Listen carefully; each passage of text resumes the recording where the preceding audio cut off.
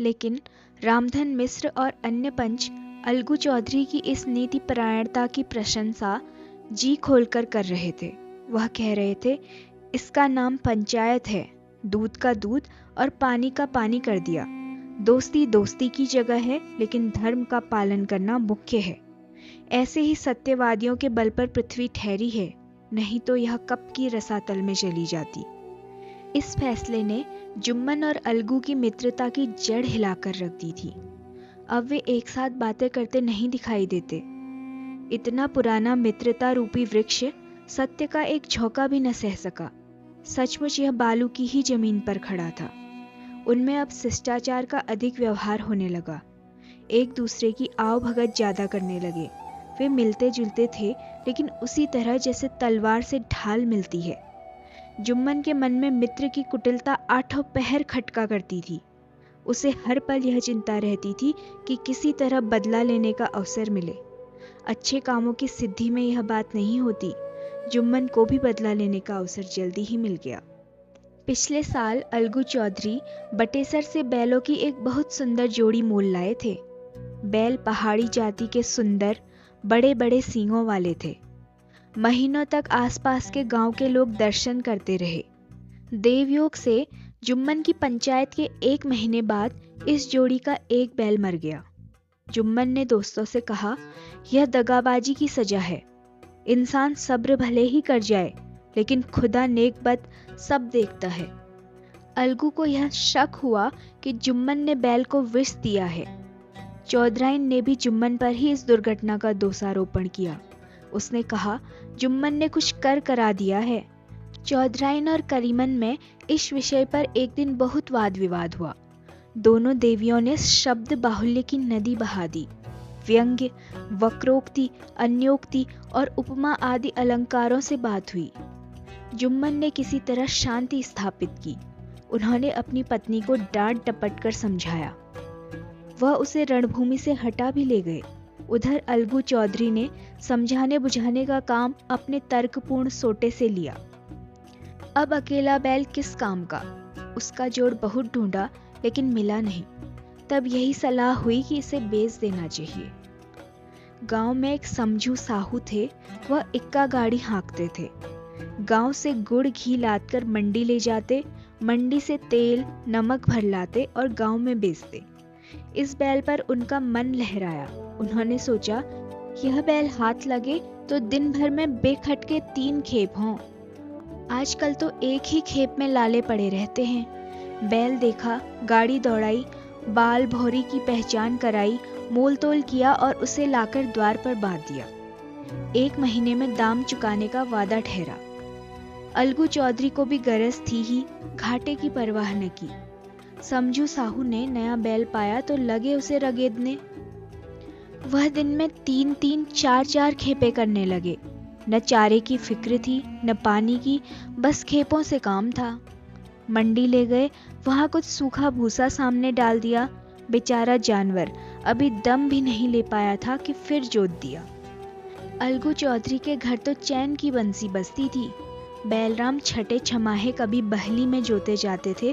खूब उछलते कूदते और कोसों तक दौड़ते चले जाते थे। वहां बैलराम का रातिब था। साफ पानी, दली हुई अरहर की दाल और भूसे के साथ खली, और यही नहीं, कभी कभी घी का स्वाद भी चखने को मिल जाता था। शाम सवेरे एक आदमी खरहरे करता, पौसता और सहलाता था। कहाँ वह सुख चैन, कहाँ यह 8 पहर की खपत। महीने भर में ही वह पिस गया था। इक्के का जुआ देखते ही उसका लहू सूख जाता था। हड्डियां निकल आई थी। एक एक पग चलना उसके लिए दुर्भर हो गया था। हड्डियां निकल आई थी, पर था वह पानीदार। मार की बर्दाश्त न थी। एक दिन चौथी खेप में साहू जी ने उस पर दुगना बोझ लाद दिया। दिन भर थकान के कारण उसके पैर न उठते थे, लेकिन साहू जी ने कोड़े बरसाने शुरू कर दिए। बस फिर क्या था, बैल कलेजा तोड़कर चला। कुछ दूर चला और चाहा कि जरा दम ले लूं, लेकिन साहू जी को जल्दी पहुंचने की फिक्र थी। अतएव उन्होंने निर्दयता से कई कोड़ों की बरसात कर दी। बैल ने एक बार फिर जोर लगाया, लेकिन इस बार शक्ति ने जवाब दे दिया। वह धरती पर गिर पड़ा और फिर उठ न सका। साहू जी ने बहुत कोड़े बरसाए, टांग पकड़कर खींचा, नथनों में लकड़ी ठूंस दी, कहीं मृतक भी उठ सकता है। तब साहू जी को कुछ शक हुआ। उन्होंने बैल को बड़े ध्यान से देखा, गाड़ी से खोलकर अलग किया और सोचने लगे कि अब गाड़ी कैसे घर पहुंचे। बहुत चीखे चिल्लाए, लेकिन देहात का रास्ता बच्चों की आंख की तरह सांझ होते ही बंद हो जाता है। कोई नजर नहीं आया, आसपास कोई गांव भी न था। मारे क्रोध के उन्होंने मरे हुए बैल पर और दुर्रे लगाए और बैल को कोसने लगे। अभागे, तुझे मरना ही था तो घर पहुंचकर मरता, ससुरा बीच रास्ते में ही मर गया, अब गाड़ी कौन खींचे। इस तरह साहू जी खूब जले भुने। कई बार गुड़ और कई पीपे घी उन्होंने बेचे थे, 200-250 रुपए कमर में बंधे थे। इसके अलावा गाड़ी पर कई बोरे नमक के थे, अतएव छोड़कर जा भी नहीं सकते थे। लाचार होकर बेचारे गाड़ी पर ही लेट गए, वहीं रत जगा करने की ठान ली, हुक्का पिया। इस तरह साहू जी आधी रात तक नींद बहलाते रहे। अपनी जान में तो वह जागते ही रहे, लेकिन पौ फटते ही जो नींद टूटी और कमर पर हाथ रखा तो रुपयों की थैली गायब। घबरा कर इधर उधर देखा तो कई कनस्तर तेल के भी नदारद। अफसोस में बेचारे ने सिर पीट लिया। प्रातः काल रोते बिलखते घर पहुंचे। जब उनकी पत्नी ने यह बुरी खबर सुनी तो फूट फूट कर रोने लगी, फिर अलगू चौधरी को गालियां देने लगी। निगोड़े ने ऐसा कुलच्छनी बैल दिया कि जन्म भर की कमाई लुट गई। इस घटना को हुए कई महीने बीते थे। जब भी अलगू चौधरी साहू से अपने बैल के दाम मांगते, तब साहू और साहूआइन दोनों ही झल्लाए हुए कुत्ते की तरह उस पर बरस पड़ते और अंट संट बकने लगते। वाह, यहाँ तो सारे जन्म की कमाई लुट गई और तुम्हें दाम की पड़ी है। मुर्दा बैल दिया था, उस पर दाम मांगने चले हैं। आंखों में धूल झोंक दी। सत्यानाशी बैल गले में बांध दिया। हमें निरा पोंगा ही समझ लिया है। हम भी बनिए के बच्चे हैं, ऐसे बुद्धू कहीं और होंगे। पहले जाकर किसी गड्ढे में मुंह धोआओ, तब दाम लेना। न जी मानता हो तो हमारा बैल खोल ले जाओ, महीना भर के बदले 2 महीना जोत लो, और क्या लोगे। अलगू चौधरी के अशुभ चिंतकों की कोई कमी न थी। ऐसे अवसरों पर वे इकट्ठा हो जाते और साहू जी के बर्राने की पुष्टि करते। लेकिन 150 रुपये से इस तरह हाथ धो लेना आसान न था। एक बार वह भी गर्म पड़े। साहू जी बिगड़कर लाठी ढूंढने घर चले गए। अब साहूआइन ने मैदान लिया। प्रश्नोत्तर होते होते हाथापाई की नौबत आ पहुंची। साहूआइन ने घर में घुसकर किवाड़ बंद कर लिए। शोरगुल सुनकर गांव के भले मानस जमा हो गए। उन्होंने दोनों को समझाया, साहू जी को दिलासा दिलाकर घर से निकाला। वह परामर्श देने लगे, इस तरह से काम नहीं चलेगा, पंचायत कर लो, जो कुछ पंचायत निर्णय दे उसे स्वीकार कर लो। साहू जी राजी हो गए। अलगू चौधरी ने भी यह बात स्वीकार कर ली। अगले ही दिन पंचायत की तैयारियां होने लगी। दोनों पक्षों ने अपने अपने दल बनाने शुरू किए। जब पूरी तैयारी हो गई तो तीसरे दिन फिर उसी वृक्ष के नीचे पंचायत बैठी। वही शाम का समय था। खेतों में कौवे पंचायत कर रहे थे। विवादग्रस्त विषय था यह कि मटर की फलियों पर उनका कोई स्वत्व है या नहीं।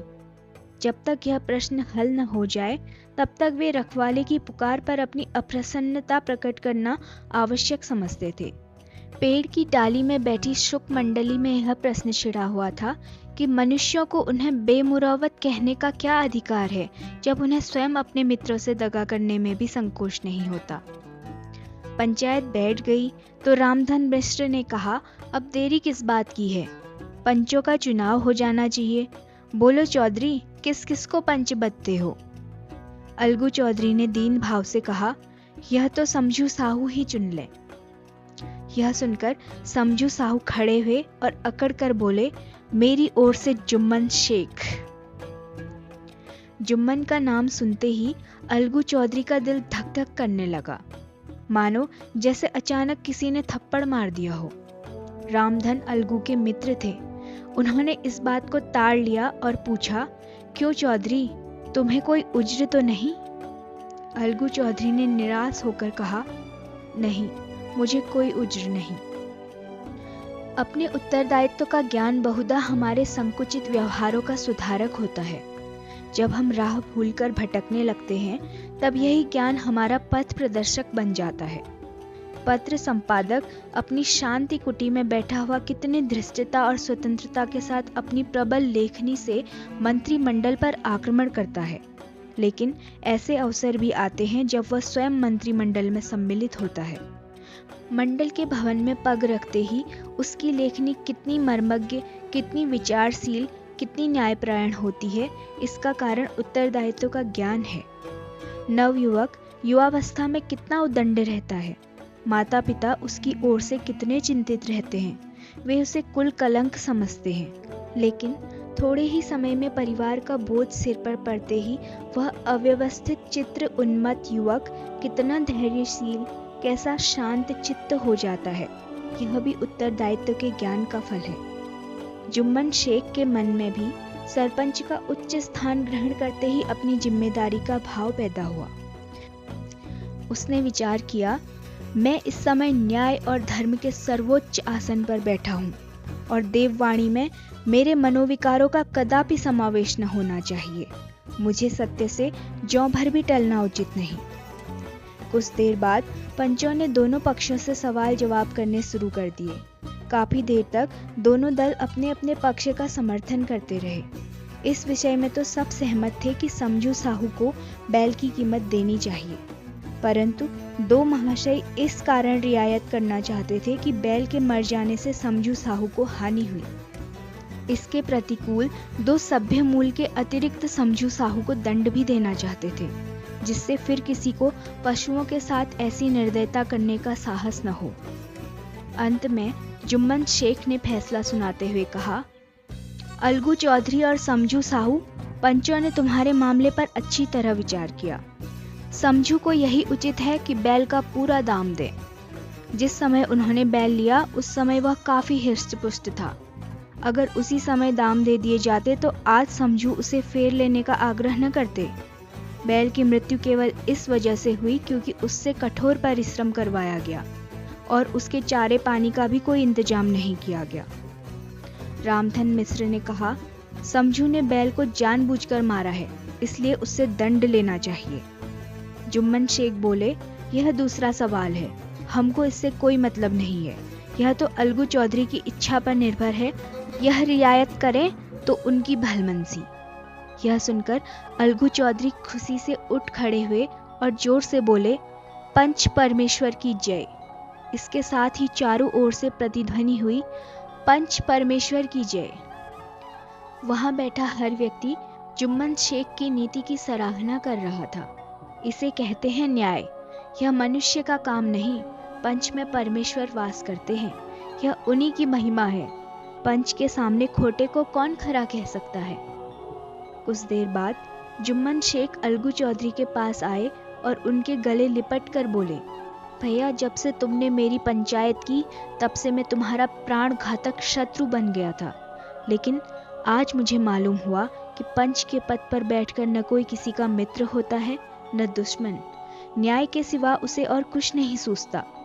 आज मुझे विश्वास हो गया है कि पंच की जुबान से खुदा बोलता है। फिर दोनों फूट फूट कर रोने लगे। उन दोनों के अश्रुओं के जल से उनके दिलों का मैल धुल गया था। उनकी मित्रता की मुरझाई हुई लता एक बार फिर से हरी भरी हो गई।